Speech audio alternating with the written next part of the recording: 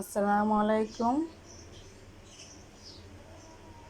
এখানে কিছু মাছ নিয়ে আসছে গ্রাম থেকে আমার দুলাভাই। এগুলো কিন্তু নদীর মাছ, নদী থেকে মেরে তারপরে নিয়ে আসছে। তো এই মাছগুলো আজকে কেটে আমি পাতলা পাতলা ঝোল ঝোল করে রান্না করব। এগুলো কিন্তু বাইলা মাছ।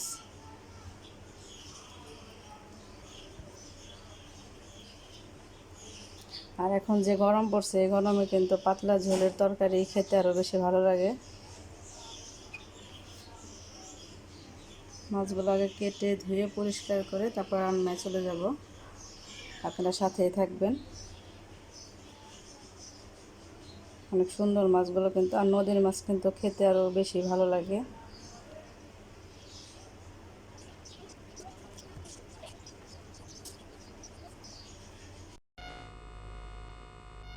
মাছগুলো কুটে ধুয়ে পরিষ্কার করে নিয়েছি আমি। এখন রান্না করতে চলে আসছি।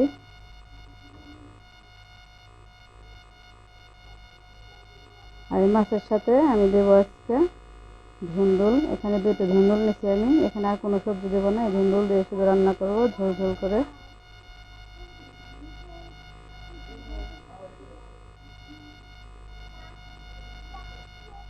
এখানে কড়াই বসিয়ে দিয়েছি, কড়াইতে সরিষার তেল দিয়ে দেবো।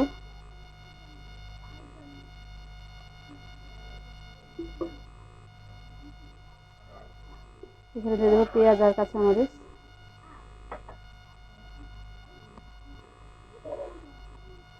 পেঁয়াজ কাঁচামরিচটাকে হালকা করে আগে ভেজে নেব।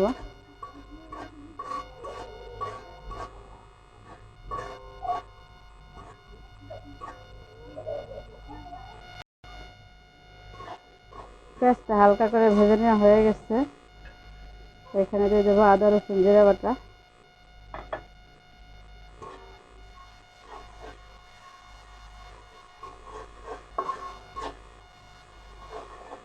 এখানে কিছু গুঁড়া মশলা দিয়ে দেবো এখন। ধনিয়ার গুঁড়া, হলুদ গুঁড়ো, মরিচ গুঁড়োটা আমি অল্প দিতেছি,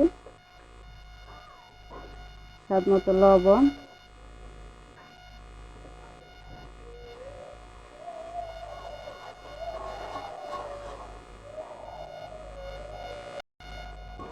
মশলাতে কিন্তু আমি পানি দিয়ে নেই, তেলের উপরে মশলাটাকে আগে একটু কষাই নিতেছি। এখন ধুন্দুলগুলো দিয়ে দেবো আগে।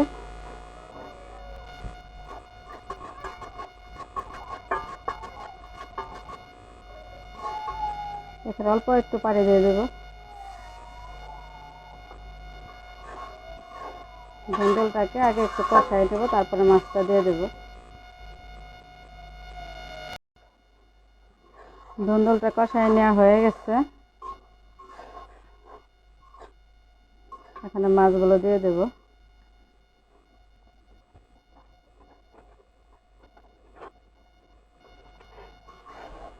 মাছগুলো দিয়ে হালকা করে একটু নাড়াচাড়া দিয়ে দেবো, তারপরে ঝোল দিয়ে দেবো পরিমাণ মতো।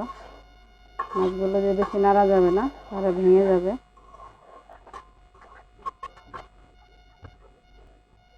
এখন পরিমাণ মতো ঝোল দিয়ে দেবো।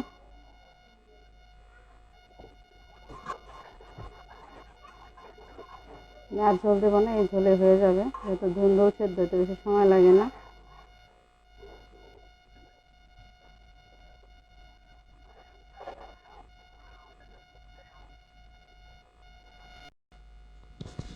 তরকারিটা প্রায় হয়ে সারছে। বাইলে মাছের ঝোল ঝোল তরকারি। আর একটু ঝোলটা শুকাবো। আপনারা চাইলে এখানে ধনে পাতাটা ব্যবহার করতে পারেন, কিন্তু আমাদের ঘরে ধনে পাতাটা কম খাওয়ায়, সেজন্য আমি দেবো না। এখন মাছগুলো কিন্তু ভাঙে নাই, একদম আনামানামি আছে।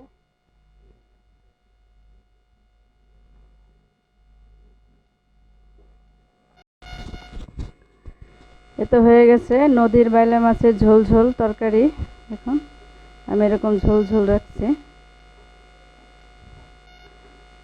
তো আপনারা এরকম নদীর বাইলা মাছ ঝোল ঝোল করে রান্না করে খেয়ে দেখবেন। আশা করি আপনাদের কাছে অনেক ভালো লাগবে।